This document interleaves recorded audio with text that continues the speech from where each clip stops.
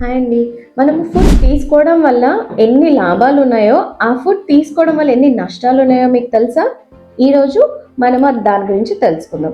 మెయిన్‌గా ఇడ్లీ, దోస ఇవన్నీ తీసుకుంటే it's light and easily digestible అనుకుంటాం. కానీ అది నైట్ పూట తీసుకుంటే లేడీస్‌లో వైట్ డిశ్చార్జ్ అనే ప్రాబ్లమ్ వస్తుంది. అండ్ అలాగే ఈ జంక్ ఫుడ్స్, ఫాస్ట్ ఫుడ్స్, ఈ పానీపూరీస్ అలాంటివి తీసుకోవడం వల్ల పీరియడ్స్లో బ్లీడింగ్ సరిగ్గా అవ్వదు. అండ్ అలాగే పెయిన్ అనేది ఎక్కువగా వస్తూ ఉంటుంది. సో మీకు తెలుసా, లెఫ్ట్ ఓవర్ రైస్ అంటే మనము ఆల్రెడీ వండినని రీహీట్ చేసినా దాని నుంచి తాలింపన్నము ఇలాంటివి చేసుకున్నా కానీ మనకి పీరియడ్స్ అనేవి సరిగ్గా రావు. అండ్ మెయిన్గా మనం ఈ కాఫీస్, టీస్ తీసుకుంటే కెఫెన్ ఉండడం వల్ల పీరియడ్ ఇర్రెగ్యులారిటీస్, హార్మోన్ ఇంబ్యాలెన్స్ అవ్వటం అనేది జరుగుతుంటుంది.